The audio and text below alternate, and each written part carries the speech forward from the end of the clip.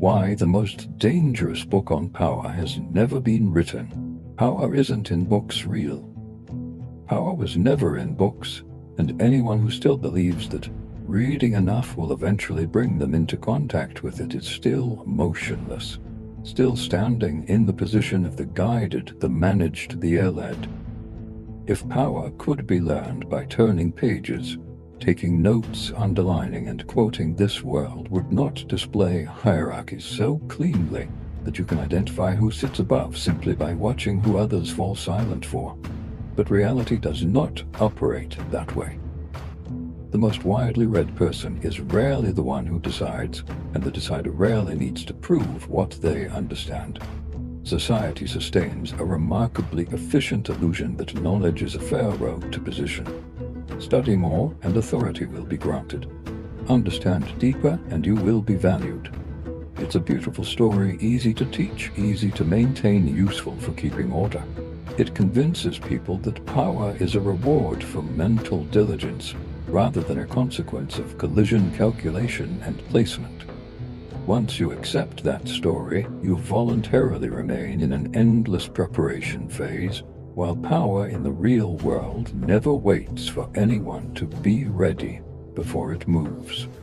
If power could be transmitted honestly, the people who hold it would be the first to block it, not because they fear others becoming smarter, but because they fear others seeing correctly.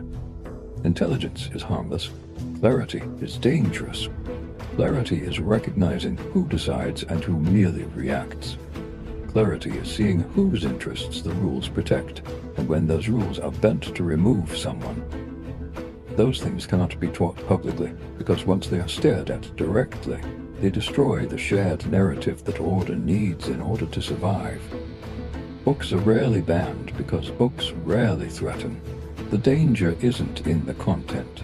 It's in the context. Books will never allow you to stand inside. People are permitted to read, but they are not permitted to occupy the position where what they read can become consequence. That is how power protects itself, not through crude censorship, but through unlimited permission. When everything is allowed to be said, very little remains sharp enough to cut. Power isn't on paper because paper flattens everything. There, everyone is allowed to understand, but no one is allowed to use. And when you confuse understanding with use, you become harmless without realizing it, not because you are wrong, but because you are standing in the wrong place. What is hidden was never knowledge. What is hidden is always position.